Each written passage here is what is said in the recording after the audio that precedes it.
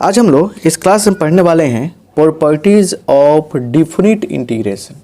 जैसे कि हम लोग बीएससी के लिए मैथमेटिक्स की पढ़ाई कर रहे हैं और इसमें आपको आज बहुत ही इंपॉर्टेंट टॉपिक पढ़ना है, इसलिए पूरे वीडियो को देखिएगा।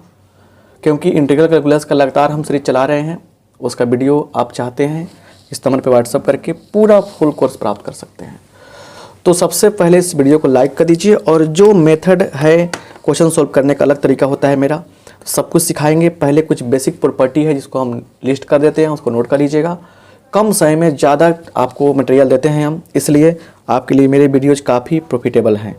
तो अच्छा से देखिए, पहले नोट कर लीजिए, उसके बाद कुछ क्वेश्चन कराएंगे, सब कुछ समझ में आ जाएगा। राइट। तो सबसे पहले हम लोग बेसिक प्रॉपर्टी को लिस्ट करते हैं, क्योंकि ये आपको किसी किताब मिल जाए, गूगल करेंगे आप तो आपको इमेज के रूप में सब प्रॉपर्टी मिल जाएगा। बट समझिए, हम समझाए थे आपको, कह रहा है कि अगर लिमिट सेम रहे, देखिए लिमिट यहाँ भी है, ए बी है, यहाँ ए है, लिमिट सेम है कि नहीं है। लिमिट अगर सेम रहे तो फंक्शन जो है वो एक्स के वेरिएबल के रूप में हो, चाहे जेड के रूप में हो, चाहे टी के रूप में हो, दोनों का वैल्यू क्या होता है, सेम होता है। तो पहला बात आपको समझ में आ गया होगा। लिमिट सेम रहे तो फंक्शन तो वही है ना, बस वेरिएबल चेंज किया है, एक्स के रूप में है, जेड के रूप में है, वाई के रूप में रहेगा, तो भी बात बराबर होगा। यहाँ देखिए, अगर हम लोग लिमिट को इंटरचेंज करते हैं, फंक्शन सेम रहेगा, लिमिट को अदला बदली करेंगे, देखिए बी से ए कर दे रहे हैं तो क्या होगा, सिर्फ माइनस का फर्क पड़ता है, याद रखिएगा। अगर लिमिट दोनों सेम रहे, ए यहाँ भी है, ए यहाँ भी है, भैया आंसर इसका जीरो आने वाला है। अगर दो को फंक्शन आपस में क्या जोड़ घटाव के रूप में है, प्लस माइनस के फॉर्म में है, तो यहाँ पे सेम लिमिट पर अलग अलग हम लोग इंटीग्रेशन करके लिमिट लगा सकते हैं। चार प्रॉपर्टी। अगर देखिए यहाँ पे क्या है ना कि ए और बी के बीच कोई एक नया नंबर सी आता है, सी क्या है, ए और बी के बीच में है, तो हम लोग इसको ऐसे तोड़ते हैं। ज़्यादातर मोड वाले क्वेश्चन आते हैं, इसके तोड़ते हैं, इस प्रकार से तोड़ते हैं हम लोग। ठीक है, तो ए से सी होगा, वही फंक्शन रहेगा, फिर सी हो जाएगा लोअर लिमिट, बी तो अपर लिमिट है, एफ से सी डी एक्स, ये हो जाएगा। यहाँ पे ये ए से बी अगर है तो इसको हम लोग चाहें तो ऐसे लिख सकते हैं, ऐसे। और ये बहुत ही सुंदर और लाजवाब एक रिजल्ट होता है ये, जो बहुत ज़्यादा यूजफुल होता है क्वेश्चन करने में। हम सब कुछ कराएंगे, क्वेश्चन सही तो कॉन्सेप्ट क्लियर होता है ना, समझ रहे हैं ना बात को। चलिए यहाँ देखिए, यहाँ पे आइए, अगर माइनस ए से ए रहेगा, कोई फंक्शन दिया है, इंटीग्रेशन करना है, तो उसके लिए दो चीज़ें आपको समझने हैं। इसका आंसर जीरो होगा कब, जब एफ एक्स का मान ऑड होगा, ऑड इवन फंक्शन समझाएंगे, क्वेश्चन कराएंगे तब। और इसका जो आंसर है वो इतना भी हो सकता है जब इवन होगा तब। वैसे ही अगर जीरो से टू ए की बात करते हैं हम, तो आंसर जीरो होगा कब, फंक्शन अगर इस तरह लेके माइनस आ जाता, इस तरह लेके प्लस आता, क्या होगा, टू इंटू जीरो से A F x D x करेंगे। तो ये क्वेश्चन, ये जो प्रॉपर्टी है ना, ये सब कुछ ज़्यादा समझ में कब आएगा, जब क्वेश्चन कराएंगे हम, तब समझ में आएगा। तो क्वेश्चन इसमें जो भी आने वाला है बहुत लाजवाब है, देखिए समझिए और क्वेश्चन से ही कॉन्सेप्ट को क्लियर कीजिए। आइए क्वेश्चन किया जाए। राइट। तो पहला एग्जाम्पल लेते हैं हम, यहाँ पे देखिए ध्यान से, बढ़िया से, क्लियर क्या है। यहाँ पे क्वेश्चन डालते हैं हम कि कह रहे हैं 0 to π/2, गजब की बात है ये, sign X upon sine X plus cos x D x, ये बात रही। ठीक है, इसका मान क्या होगा बताना है। क्वेश्चन का मेन मतलब है कॉन्सेप्ट को समझाना। आइए यहाँ पे सॉल्यूशन करते हैं। यहाँ पे लिखेंगे let I is equal to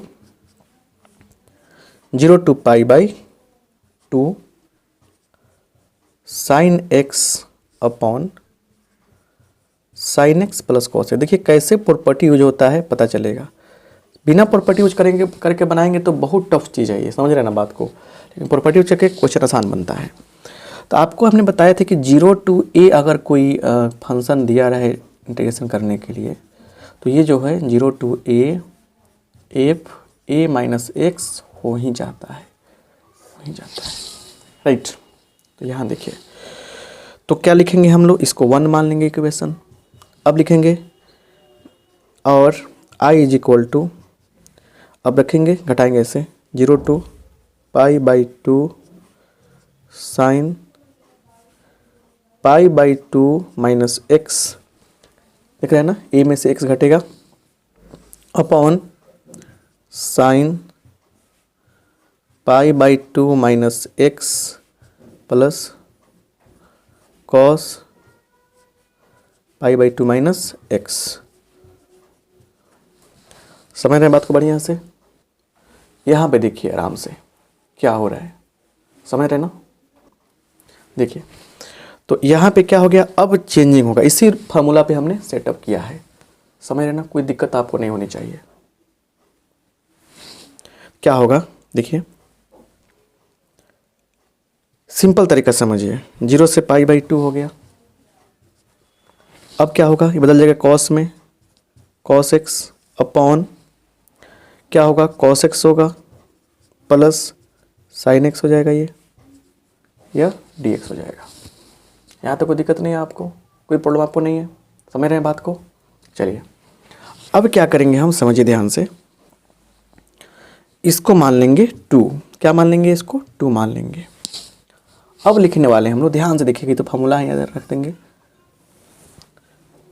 from 1 + 2, 1 और 2 को ऐड करने पर देखिए लिमिट सेम है तो ऐड तो ही जाना है, तो i + i कितना होगा, i + i कितना होगा, ये दोनों i, इस i को इस i को जोड़ेंगे तो कितना होगा, 2i इज इक्वल टू क्या होगा बताइए, इंटीग्रेशन ऑफ 0 से पाई बाई 2 तो होना ही है। अब सिस्टम क्या कहता है कि जोड़ेंगे, तो नीचे क्या एलसीएम होगा, नीचे तो एलसीएम ही होने वाला है, cos x plus sine x, ये एलसीएम होगा, cos x plus sine x हो जाएगा। और ऊपर क्या है, sign X plus cos x, चाहे cos x plus sine x बात बराबर है, cos x plus sine x, जब एलसीएम से में तो क्या होगा, जुड़ जाता है ना, dx। अब हम देख क्या रहे हैं कि दोनों सेम में कट जाएगा, तो यहाँ क्या बच गया, सिर्फ dx बच गया, और dx का इंटीग्रेशन करेंगे तो क्या होगा, 1 का इंटीग्रेशन क्या होगा, x होगा, तो 1 का 0 से लेकर पाई बाई 2 हो गया, राइट।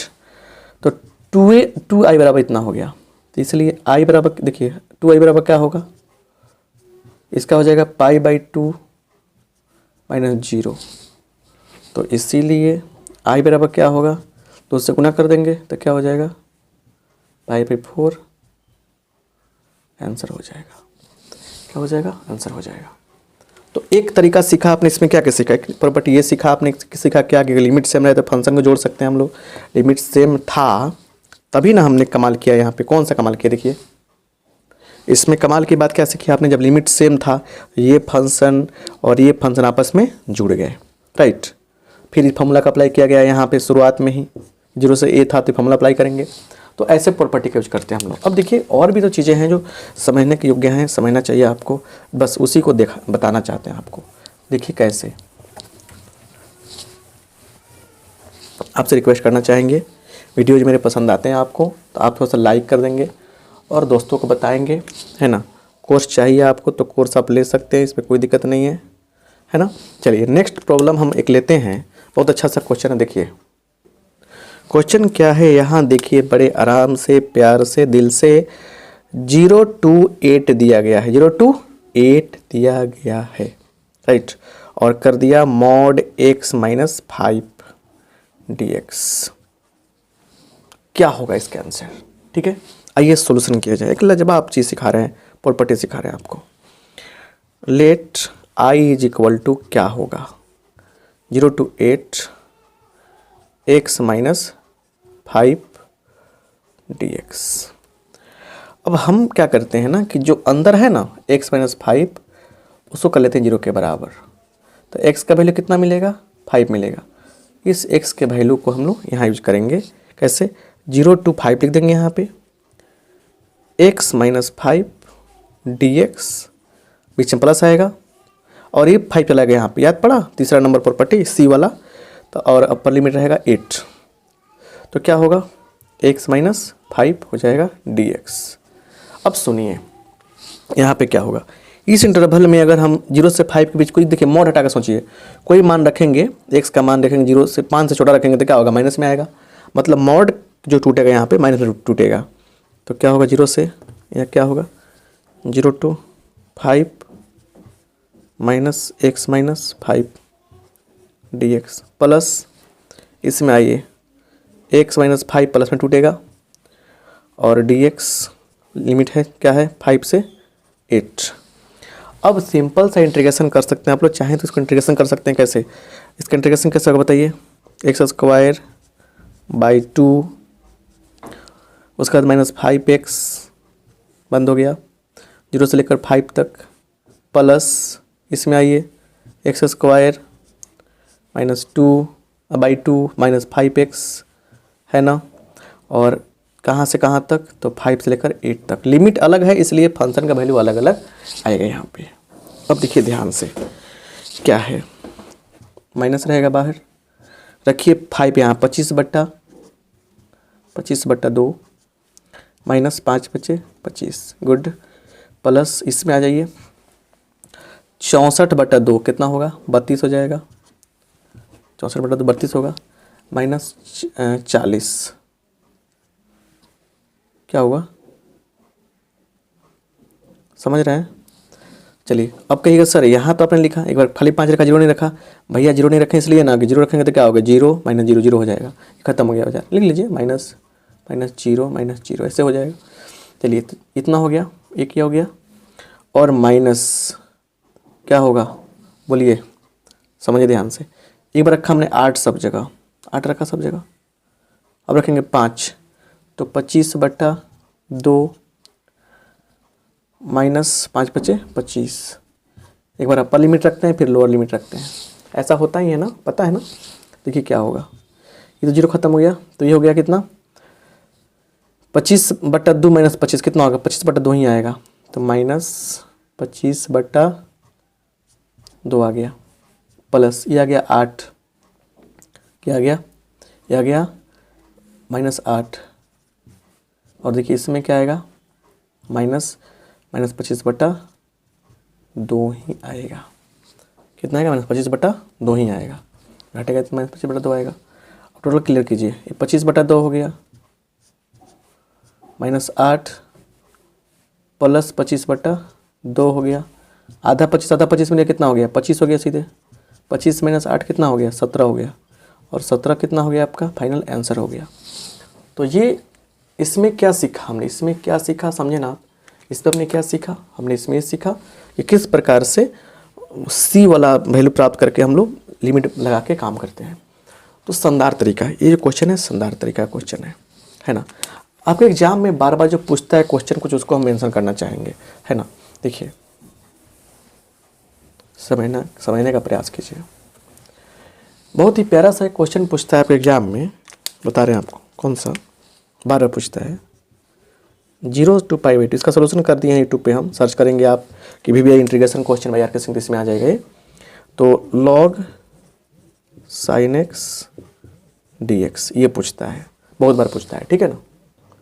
तो ये सब क्वेश्चन जो आपके सामने हम लिखे हैं, ये सब क्वेश्चन बहुत इंपॉर्टेंट है। ये हुआ, फिर क्या हुआ, ये क्वेश्चन हुआ, ये बार बार एग्जाम में पूछे जाते हैं। तो आपसे रिक्वेस्ट करना चाहेंगे डिफरेंट इंटीग्रेशन का क्वेश्चन जो है आप हमें मैंने बना लीजिएगा आप, और हमसे सारे कॉन्सेप्ट क्लियर करा के आगे एग्जाम में अच्छा से कीजिएगा क्वेश्चन का सोल्यूशन। आप सबका बहुत बहुत धन्यवाद।